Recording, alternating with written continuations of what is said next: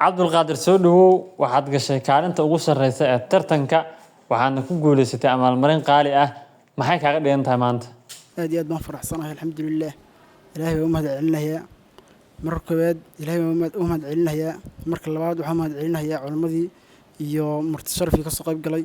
marka saddexaad waalidiintii u mahad celinayaa muxuu ahaa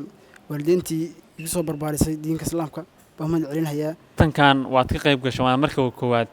ma adigay kaa timid inaad tartankan ka qayb gashid oo intaad ka soo adigu soo fikirtay ku soo tashtay mise aabbo iyo waalid baa kugu tashkiiliyay ama macallimiin baa kugu maartay kugu dhiirigelisay inaad tartanka ka qayb gashid tartanka runtii waxaa igu soo dhiirigeliyey macallimiintayda iyo naftayda kulli isku dhiirigelin aan galo maanta waxaad joogtaa darajada ugu sarreysay ama tartanka kaalinta koowaad ku jirtaa ma filaysa intaad tartanka uusan bilaaban ama markii aad tartanka iska diiwaangelinaysay kaalintan inay imaan doonto ma filaysay mase waxaad isdhehaysa meelaha dhexaad geli doontaa mee waxaan rajaynahay kaalinta koowaad inaan galo ayaan rajaynahay rajaas ayaan qabay ardadii kale eed kaala qayb gashay tartankan oo ayagu kaalmaha kala galay maxaa uga duwantaa isleeda wax weyn baa u duwanahay maadaama kaalinta koowaad aan galay gaarin la siiyey wax weyn ayaa dheer u duwanahay sida la sheegay ama sida hadda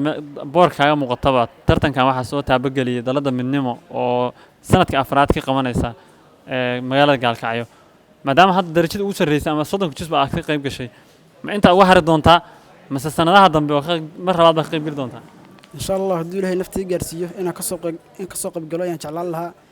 insha Allah ta'ala waa maasantaa kaasna wuxuu ahaa ardayga ugu sarreeyay 30 juz ee Qur'aanka Kariimka ardayda ku tartamaysay Cabdulqaadir oo ku guuleystay gaari Barabukisa Aaba Muxiidiin oo asaguna nooga warbixiyay maaragtay sirtii ka dambeysay ama dadaalkii uu soo bixiyay in maanta ay darajadan soo istaagaan aad iyo aad u maasantihiin waxaan rajaynaynaa sanado dambana inaad maaragtay darajadan iyo darajo ka sarreysa ka soo qayb gashaan waa maasantihiin